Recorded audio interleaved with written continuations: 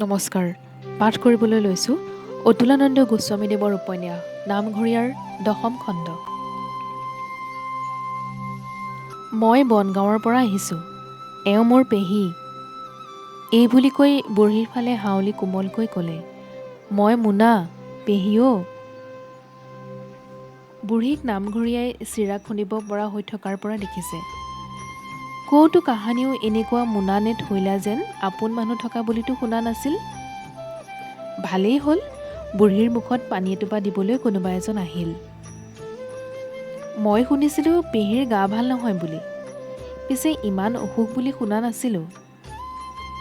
হ'লেও মই আছোঁ, তুমি পাৰা যদি পানী এটোপাকে তপতাই দিয়া। মই আপোনাৰ পেহীয়েকৰ চৰু চোৱা নাই, এতিয়া আকৌ গা পা ধুই।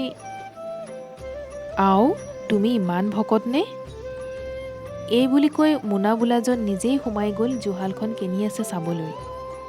দুৱাৰ মুখতে মেচু বহি আছিল আমন জিমনকৈ। মেচুক নামঘৰীয়াহঁতে পাহৰা নাই।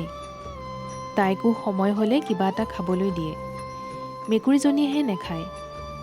সেইবাবেও নামঘৰীয়াই বুঢ়ীৰ যে দিন নাই অনুমান কৰিছে। ঘূৰি আহি ভতিজাই ক'লে, পেহীক ময়ে চোৱা চিতা কৰিম, তুমি ঘৰলৈ যাব পাৰা।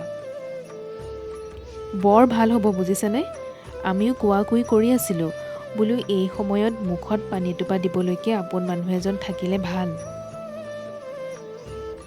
মোনা বোলাজনে নামঘৰীয়াৰ কথাৰ উত্তৰ দিয়াৰ প্ৰয়োজনবোধ নকৰিলে। পিছদিনা পুৱাই কিন্তু ভতিজাৰ ভেটটো ভাগি থাকিল, তাকো এটা কৰুণ পৰিৱেশত।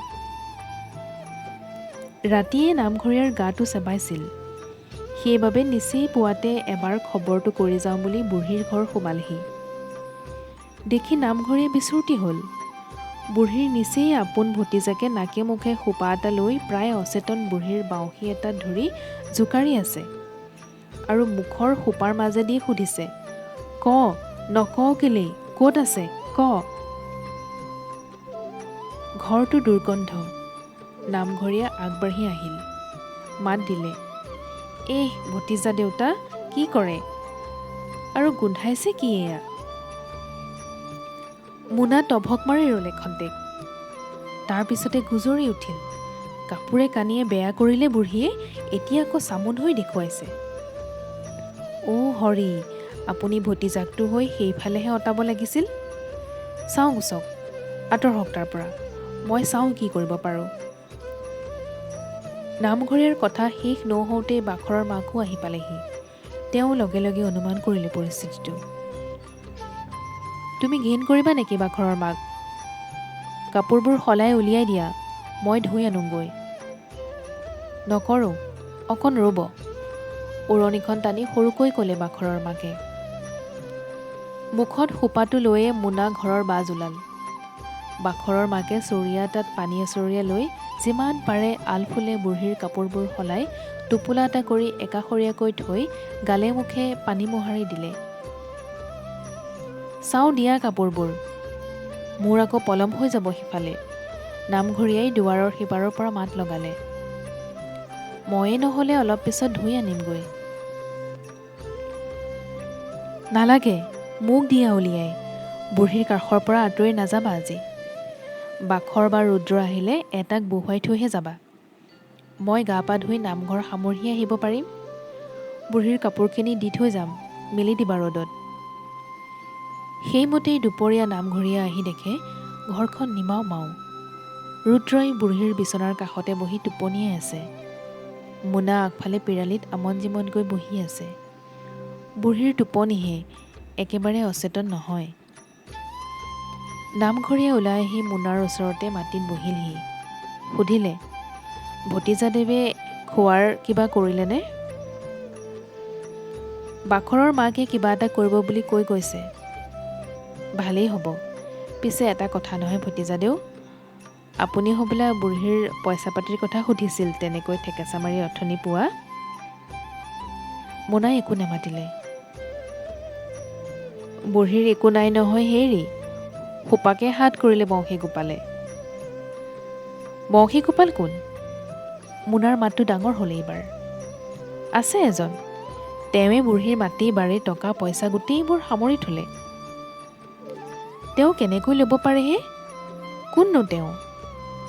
এই নক'ব আৰু ভতিজাদেউ, বৰ প্ৰকোপ সেইজনাৰ। ইয়ালৈ আহিব নেকি? আও, লৰচৰেই নকৰে সিজনাই। গোধা, ভৰি দুটা শিলৰ। মই লগ পাব নোৱাৰিম নেকি? পাব পাব।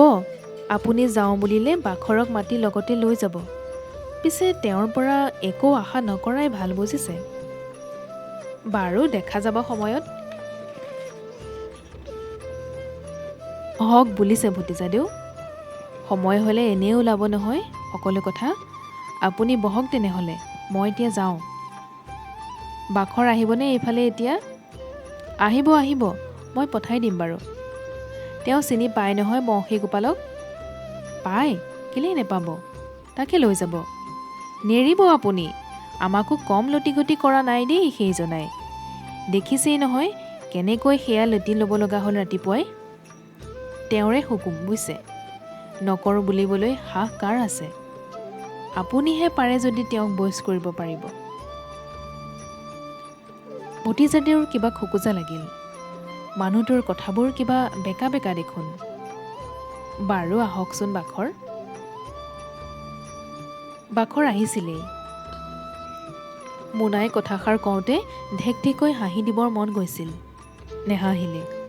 পিছে ক'লে, তাৰ বোলে যাবলৈ ভয় লাগে বংশী গোপালৰ ওচৰলৈ। তেখেতে যায় যদি নামঘৰীয়াকে লগত লৈ যাব। কথাষাৰ কৈ কিন্তু নামঘৰীয়াৰ শান্তি নহ'ল। তাৰ পৰা ওলাই সৰুগোসাঁইৰ ঘৰ পালেগৈ। তাৰপিছত নৱ, গুণ, হেমকান্ত, ৰুদ্ৰ এইদৰে ঢুকি পোৱা সকলোকে গধূলি যেনে তেনে নামঘৰত গোট খাবলৈ কৈ আহিলগৈ। বৰ দৰকাৰ, নহাকৈ নাথাকে যেন কোনো।